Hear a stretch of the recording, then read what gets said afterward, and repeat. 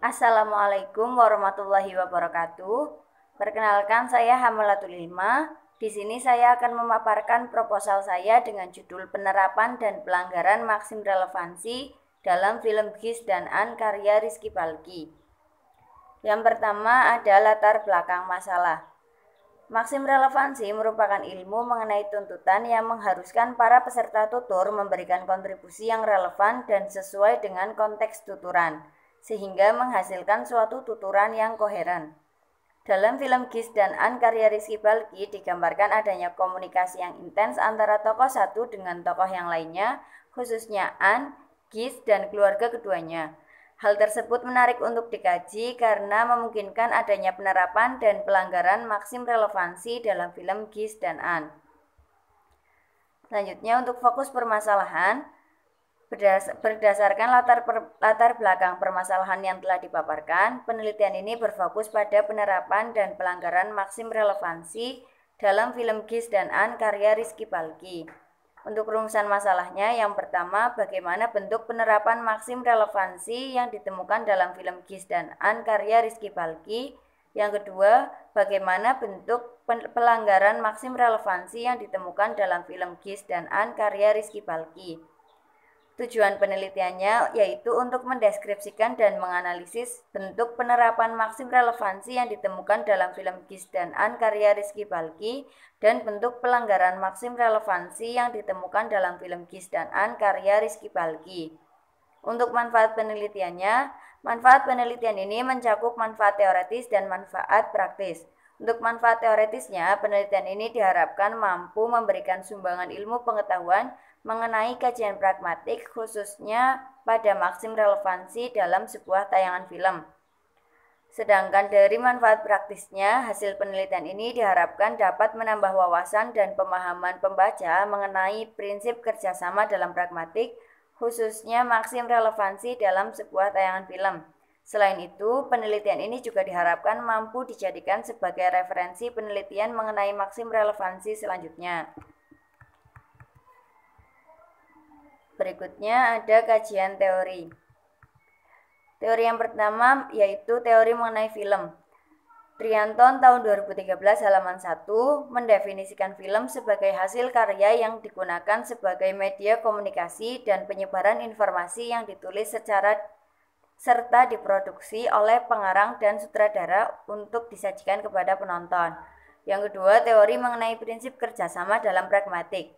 Suryanti tahun 2020 halaman 87 sampai 89 menjelaskan bahwa prinsip kerjasama yang sederhana yaitu di mana orang-orang yang sedang berbicara umumnya tidak diasumsikan untuk berusaha membingungkan, mempermainkan, atau menyembunyikan informasi yang relevan satu sama lain. Gris dalam Kus Hartanti tahun 2007 halaman 106 mengungkapkan bahwa di dalam prinsip kerjasama seorang pembicara harus mematuhi 4 maksim yang meliputi maksim kuantitas, maksim kualitas, maksim relevansi, dan maksim cara. Selanjutnya ada teori mengenai maksim relevansi. Suryanti tahun 2020 halaman 93 menjelaskan bahwa maksim relevansi sebagai suatu tuntutan yang mengharuskan setiap peserta percakapan memberikan kontribusi yang relevan dengan masalah pembicaraan. Nah, dalam teori maksim relevansi ini terbagi menjadi dua bagian. Yang pertama, penerapan maksim relevansi. Suryanti tahun 2020 halaman 94 menyebutkan bahwa maksim relevansi menuntut penutur memberikan kontribusi yang cocok atau relevan dengan topik tuturan. Di dalam maksim relevansi dinyatakan bahwa agar terjalin kerja sama yang baik antara penutur dengan mitra tutur, masing-masing hendaknya dapat memberikan kontribusi yang relevan dengan sesuatu yang sedang dipertuturkan. Yang kedua yaitu pelanggaran maksim relevansi. Arfianti tahun 2020 halaman 115 sampai 116 mengungkapkan bahwa komunikasi yang kooperatif menghendaki penutur dan mitra tutur untuk dituntut selalu relevan dengan topik pembicaraan. Kontribusi yang diberikan harus sesuai dan berkaitan dengan topik-topik yang diperbincangkan. Namun, kadang ada tuturan-tuturan yang tidak sesuai dengan topik pembicaraan yang disebut melanggar maksim relevansi. Selanjutnya ada penelitian relevan. Yang pertama, penelitian yang dilakukan oleh Estiningrum tahun 2016 dengan judul Penyimpangan Prinsip Kerjasama dalam acara Sentilan Sentilun di Metro TV.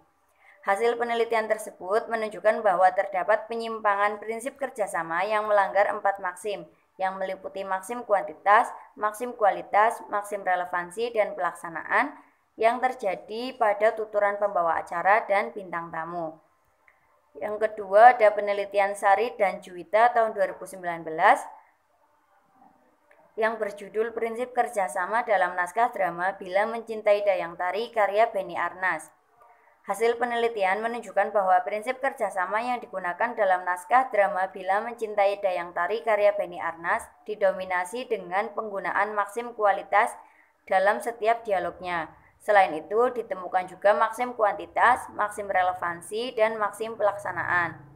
Yang ketiga ada penelitian milik Rahmansyah dan kawan-kawan tahun 2021 yang berjudul Pematuhan dan Pelanggaran Maksim Relevansi dalam Iklan Transportasi Online. Hasil penelitian mendeskripsikan bahwa pematuhan maksim relevansi dilakukan untuk menyampaikan informasi secara jelas dan menghindari kesalahpahaman. Sedangkan pelanggaran maksim relevansi yang dilakukan untuk menyampaikan kelucuan dan menguatkan kesan kualitas iklan. Yang keempat ada penelitian yang dilakukan oleh Tia Rina tahun 2009 dengan judul Prinsip Kerjasama dalam Film Kartun Avatar.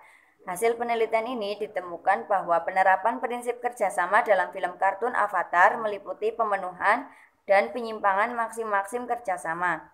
Yang paling banyak ditemukan adalah penyimpangan maksim hubungan dan maksim cara. Yang kelima ada penelitian milik Wibisono tahun 2017 yang berjudul Pelanggaran Maksim Prinsip Kerjasama Tokoh Utama dalam Film Liang Su sampai Eng Tai. Hasil penelitian ini ditemukan pelanggaran maksim-maksim prinsip kerjasama yang berupa pelanggaran maksim kuantitas, maksim kualitas, maksim relevan, dan maksim cara. Pelanggaran terhadap maksim-maksim prinsip kerjasama tersebut memiliki fungsi asertif dan juga fungsi ekspresif.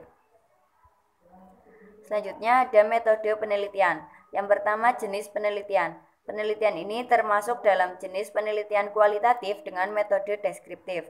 Metode deskriptif merupakan suatu metode yang secara keseluruhan memanfaatkan cara-cara penafsiran dengan menyajikannya dalam bentuk deskripsi yang dikaitkan dengan hakikat penafsiran. Hal ini disampaikan oleh Utami tahun 2015 pada halaman 32. Yang kedua, subjek penelitian. Subjek penelitian dalam penelitian ini adalah film Gis dan An yang disutradarai oleh Rizky Balki. Film Gis dan An merupakan hasil adaptasi dari novel dengan judul yang sama karya Nadifa Alyasana atau yang lebih dikenal dengan nama pena Rintik Seduh.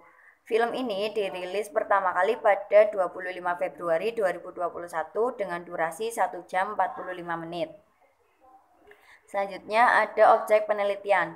Objek penelitian dalam penelitian ini adalah bentuk penerapan dan pelanggaran maksim relevansi dalam film Gis dan An karya Rizky Balki.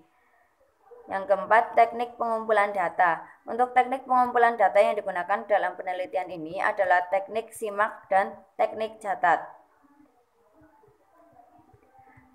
Teknik simak dilakukan dengan cara menyimak tayangan film Gis dan An karya Rizky Balki dengan melibatkan konsentrasi serta pemahaman yang mendalam, khususnya pada bagian-bagian yang terindikasi memuat penggunaan maupun pelanggaran maksim relevansi.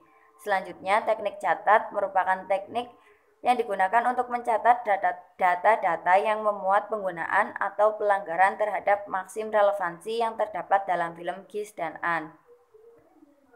Selanjutnya untuk teknik keabsahan data, uji keabsahan data pada penelitian ini dilakukan dengan teknik triangulasi teori. Bahri tahun 2010 halaman 56 mendefinisikan triangulasi teori sebagai penggunaan dua teori atau lebih untuk diadu atau dipadu. Selanjutnya untuk teknik analisis data. Analisis data adalah bagaimana mengolah data menjadi suatu informasi. Analisis data dalam penelitian ini menggunakan metode analisis data kualitatif. Moleong tahun 2007 halaman 3 mengemukakan bahwa analisis kualitatif merupakan prosedur penelitian yang menghasilkan data deskriptif berupa kata-kata tertulis maupun lisan dari orang-orang dan perilaku yang diamati. Pada penelitian ini, data yang diperoleh diidentifikasi dan diklasifikasikan sesuai dengan kategori yang telah ditentukan untuk kemudian ditafsirkan, disimpulkan, dan dibuat dalam bentuk deskripsi sesuai dengan kajian penelitian.